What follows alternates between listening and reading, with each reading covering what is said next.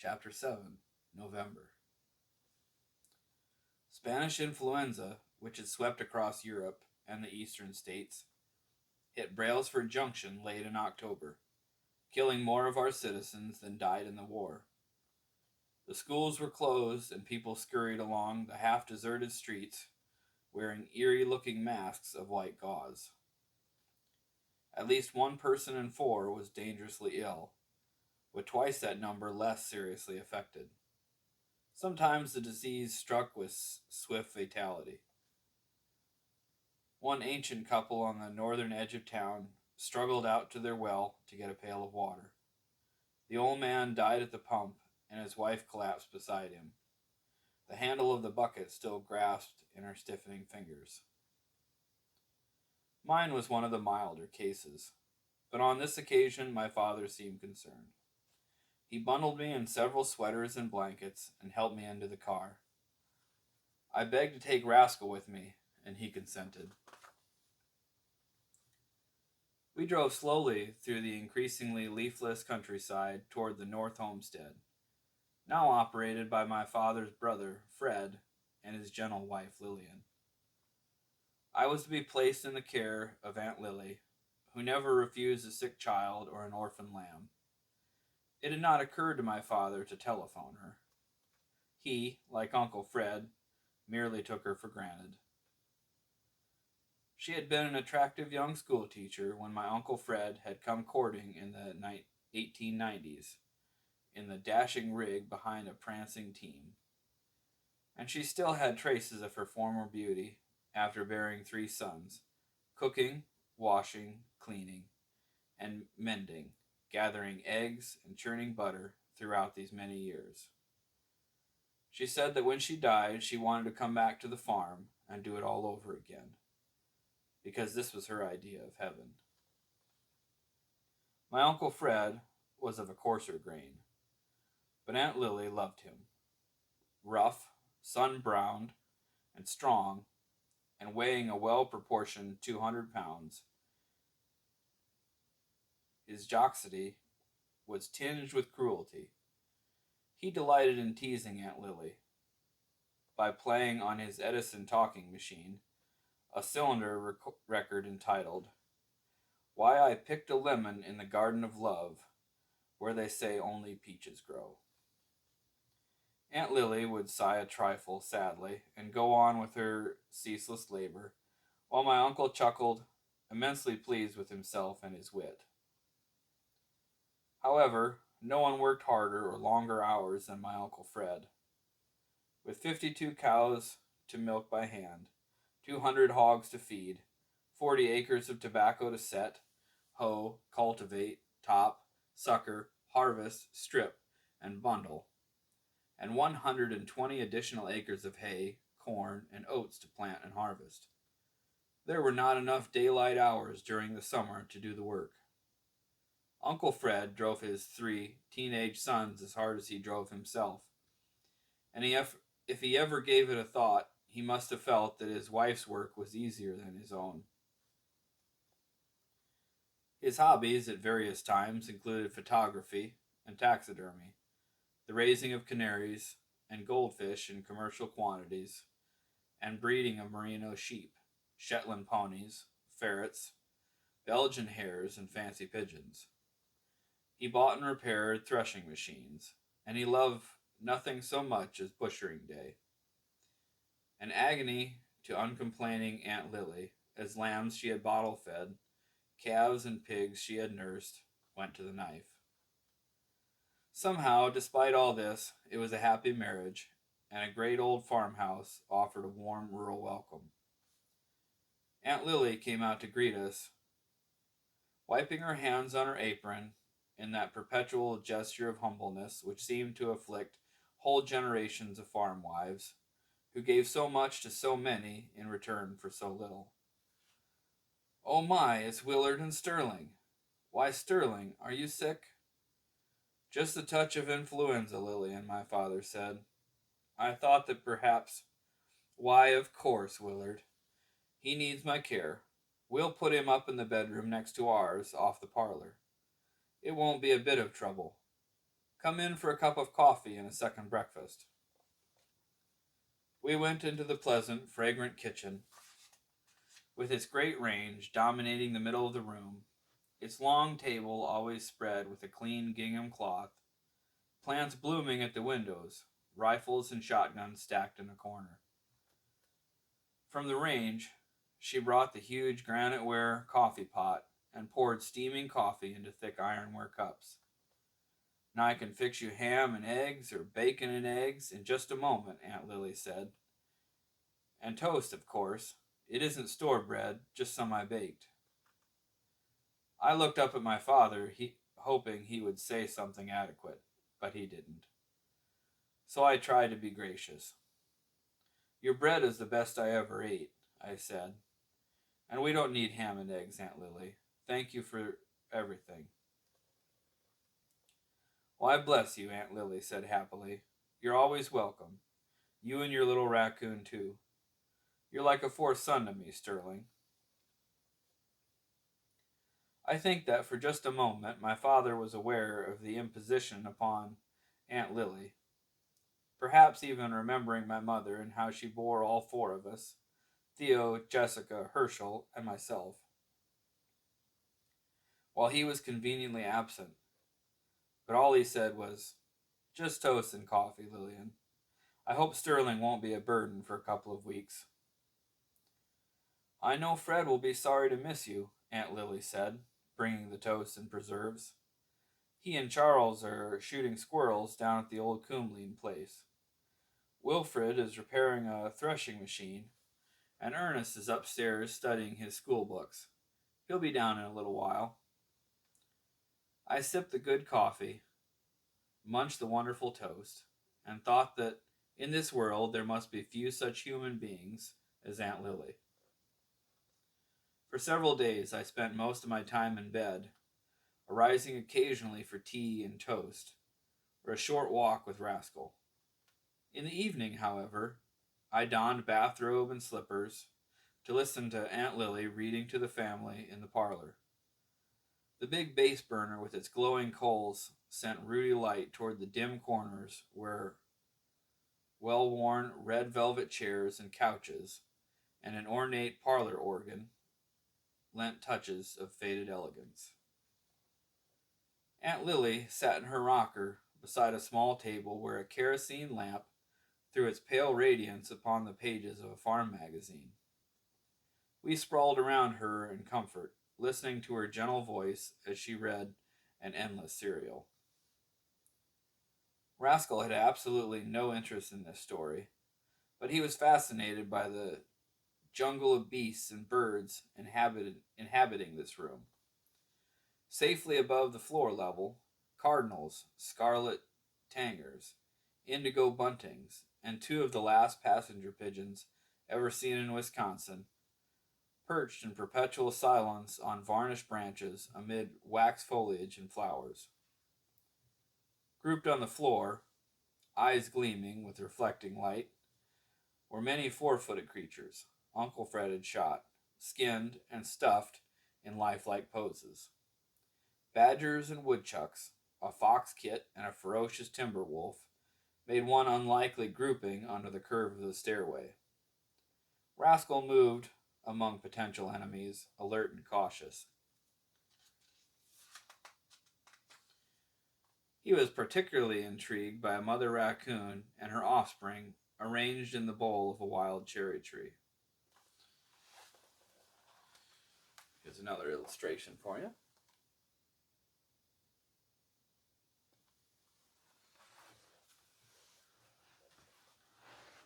During a pause between chapters of the story, my uncle observed that raccoons are very interesting animals. Mighty good eatin', too. Looks like you're fattening Rascal to make a coon dinner. Now, Fred, Aunt Lily admonished mildly, Sterling loves his little raccoon. Who taught you how to stuff animals, Uncle Fred? I asked, hoping to change the subject. Thur Coombeline, my uncle said, a note of respect in his voice. A great old fellow, Coombeline. Knew taxidermy from A to Z. Only trouble was, he'd draw a bead on a bird he wanted, and then lower his gun. Too tender-hearted. He was fond of birds, Aunt Lily said. He couldn't bear to kill them. I could kill birds all day, my uncle said. Used to shoot down passenger pigeons by the bushel basket. And they're all gone now, Aunt Lily reminded him. Not one passenger pigeon left in North America. Well, let's get on with the story, Lillian. Contrite for having been so bold, Aunt Lily began again in her tired voice. Column after column of small print, hard to decipher by lamplight. Outside an autumn wind was slowly rising, moaning at the corners of the house.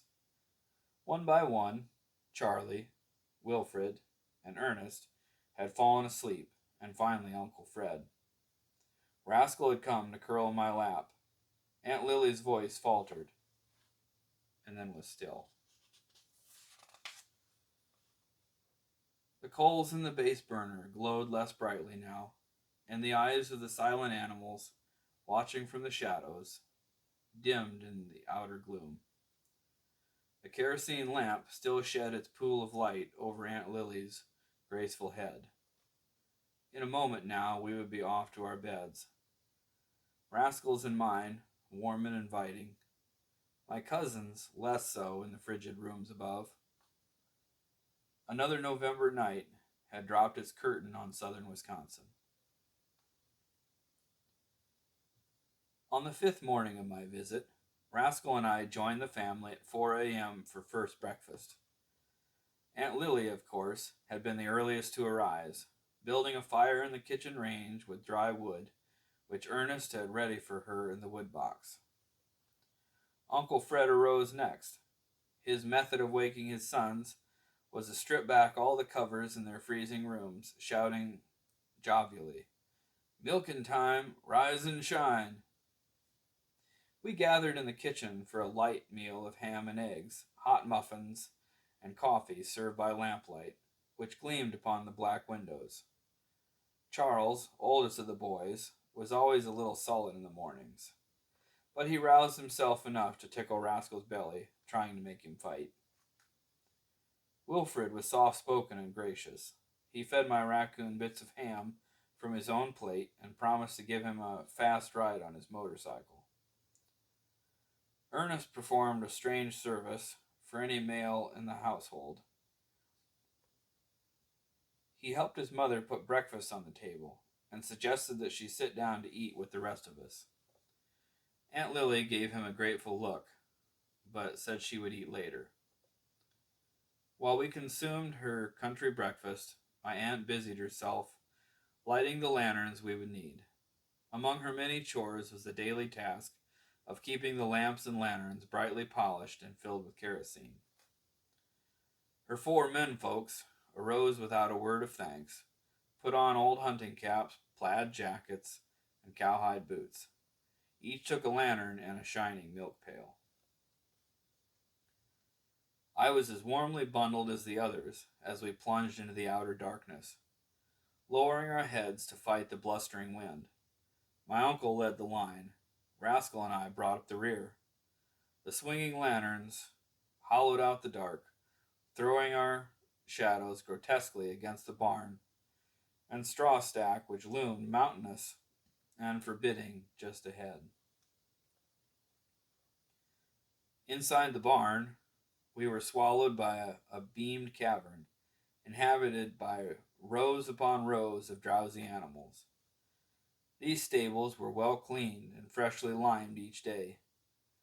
They had an odor that will always be nostalgic to me. Faintly acrid, of course, but mingled too with the fragrance of clover hay, the sour tang of silage, the astringent dust of lime, and the warm, good smell of the cows themselves. Hanging their lanterns on convenient pegs, my uncle and my cousins took hay forks and distributed the morning feeding to the cows. Then sitting on 3-legged milk stools, with their milk pails firmly clasped between their knees, they began sending rhythmic and ringing streams of milk into the buckets. It is a soul-satisfying sound, soothing to cows and milkers. The bells soften and the music deepens as the pail fills. Again, it was fortunate that I had Rascal on his leash, for as we walked the feed lane ahead of the animals, a few old cows were cantankerous, hooking their horns and bellowing at him. The barn cats, too, were a trifle suspicious, but when Rascal learned their trick, sitting up just as they did and opening his mouth to get his share of the milk, being squirted their way, they accepted him as a veritable equal. Each milker had 13 cows to milk, a long, long process. Rascal and I soon went to sleep on a pile of fresh hay beneath the hay chute. When we awoke, it was to the cheerful boom of Uncle Fred's voice. "Come on, boy. Come on, coon. Milking's done. Time for second breakfast." As I grew stronger, I helped with all the minor chores, such as gathering eggs, feeding the calves, and swilling the pigs. The autumn litters were becoming plump, vociferous porkers with greedy appetites. Under a huge iron kettle near the pig yard, Ernest and I built a crackling fire. Into the kettle we dumped 40 or 50 gallons of fresh buttermilk, to which we added ground feed, stirring the supplement into the liquid as it heated. When the mixture became warm, we dipped it out, pouring it into long feed troughs. This produced such a wild scramble among the squealing, struggling, slurping beasts that Rascal climbed a nearby apple tree and refused to come down until the pigs had cleaned the troughs and were grunting drowsily in satiated contentment. Rascal liked the lambs, the big workhorses, and most of the other animals, but he never did learn to love pigs. My small part of the farm duties left me with plenty of time for pure pleasure. With Rascal on his leash, we visited the hay lofts, filled almost to the eaves with clover and alfalfa hay. Here there were always sounds of pigeons cooing, sparrows bickering, and mice rustling. Such somnolent music that we sometimes fell asleep, cupped in a hollow in the hay, safe from the wind and cold. The grain bins, filled with wheat and oats, invited a dangerous leap into deep water. But since, on one occasion, I had barely been rescued from smothering in wheat, I now restrained my raccoon, who was unaware of this danger. In the tobacco sheds, the leaves were brittle and brown. They held a fascination for Rascal, who preferred the hams and sides of bacon hanging in the smokehouse, the cream and fresh churned butter in the spring house, and particularly the top delight of the entire farm, as far as this little bear was concerned, the honey in the honey house. It was Aunt Lily who thought of this special treat. She put on an old gray sweater, neatly mended at the elbows, threw a shawl over her head, and led us through the bee yard to the little brick building where honey was extracted. Inside the sufficient room was a big metal drum containing revolving racks, which threw the honey from the combs by centrifugal force. The extractor was not in operation at the moment, but enough liquid honey was in the bottom of the drum to fill several mason jars. It ran slowly because of the low temperature. However, the golden stream filled one jar after another as we waited. The net result of tens of thousands of journeys by the bees, bringing nectar from clover fields all over the countryside. "Now it's time for you and Rascal to have your honey," Aunt Lily said, handing me a clean spoon. Rascal and I shared the spoon, of course, having been messmates at many other occasions. But I didn't get my share of the honey because Rascal had found his favorite delicacy since sweet corn. Aunt Lily did not laugh very often, but she was laughing now until she had to wipe her eyes on a corner of her apron. The wildly excited raccoon had found the dripping honey faucet and was upside down, doing his best to get every drop left in the drum. Oh, Sterling, what a charming little animal. She put an arm around me as we watched, and I suddenly had an overwhelming desire to tell her how much she meant to me. I think she knew without words, because when I looked up, she was not laughing, only smiling tenderly. We took the mason jars of honey, and, leading the very reluctant raccoon, headed back to the farmhouse through the bright and frosty morning. False Armistice Day and my 12th birthday fell on the same day. Aunt Lily answering 3 long rings on the party line, which meant a general message for all phones. It was during second breakfast, and we were at the table. Even before she hung up the receiver, she was saying, "Oh, how wonderful! Oh, thank our Heavenly Father, it's over. It's all over. They've stopped all that terrible killing in France." "You mean the war is really over, Lillian?" Uncle Fred asked. "All over. They're signing the armistice." I couldn't have asked for a better birthday present than this, even if everyone had forgotten it was my birthday. I wanted to be alone to think about it, and so I went with Rascal to the pony stable, and we sat for a time on a bale of straw, looking at Nellie, her mate Teddy, and their twin colts, Pansy and Pancho Villa.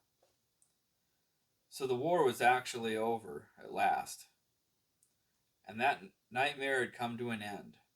Herschel would return from France, and we could go fishing together.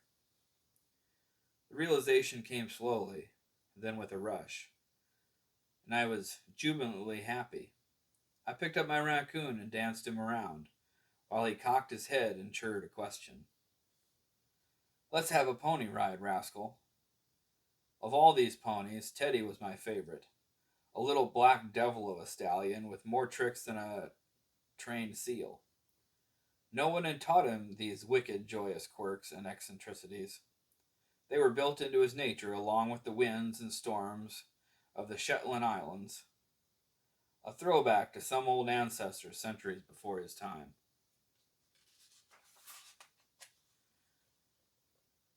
He nipped the flanks of the cows when we were driving them home from pasture. He backed into tethered teams, kicking and squealing until he sometimes started a runaway. He was a veritable bucking bronco on occasion, rearing and whinnying his defiance to the whole world. He had a very tough mouth, and none of these pony bridles had a curb.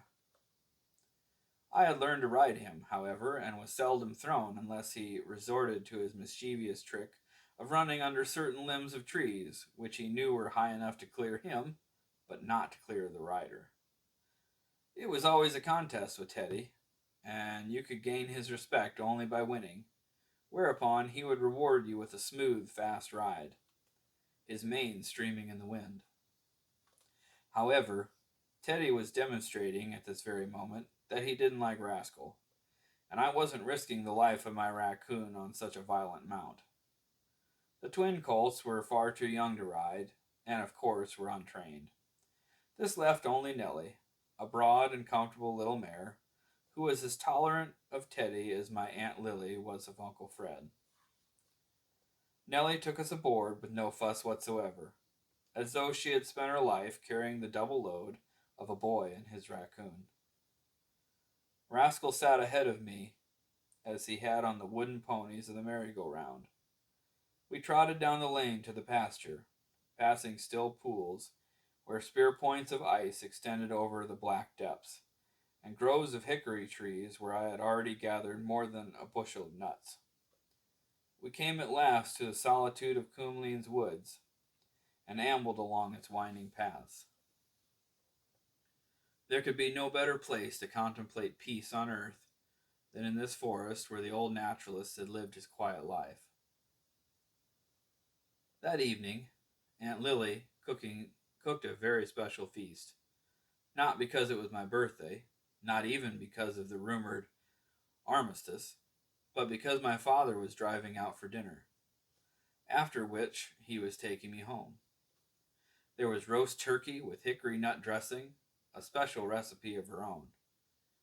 There were mashed potatoes and sweet potatoes, and baked Hubbard squash, and more relishes and preserves than I can now remember. Finally, we had a choice of cold pumpkin pie with whipped cream, or hot mince pie fresh from the oven. It didn't seem to matter now that everyone had forgotten my birthday, but of course it was Aunt Lily who thought of it.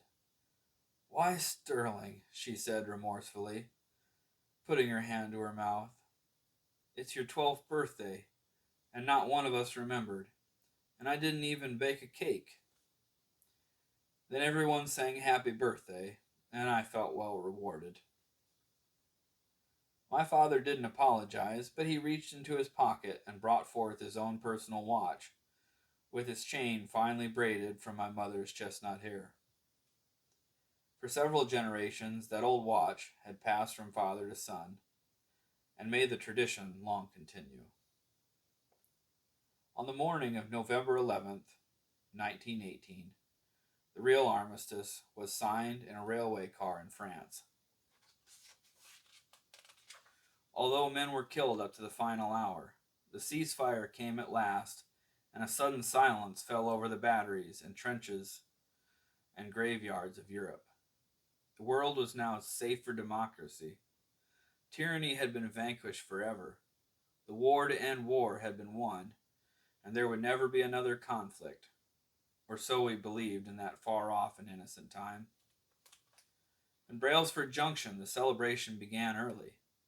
The decorated fire engines, automobiles, and horse-drawn conveyances crowded the street in a noisy, happy parade.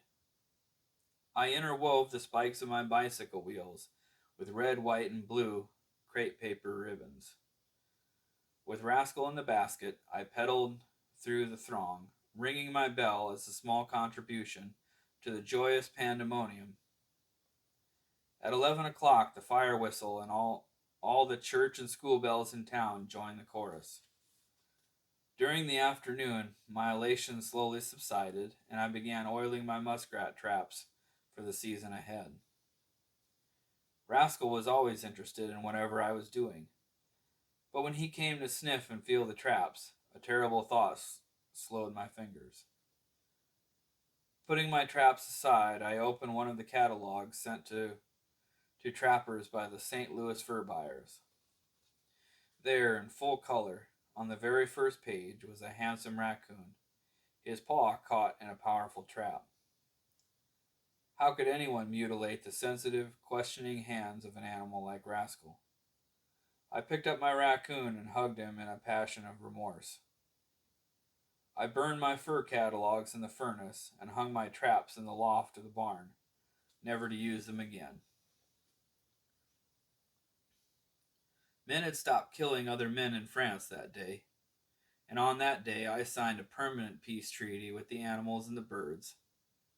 It's perhaps the only peace treaty that was ever kept.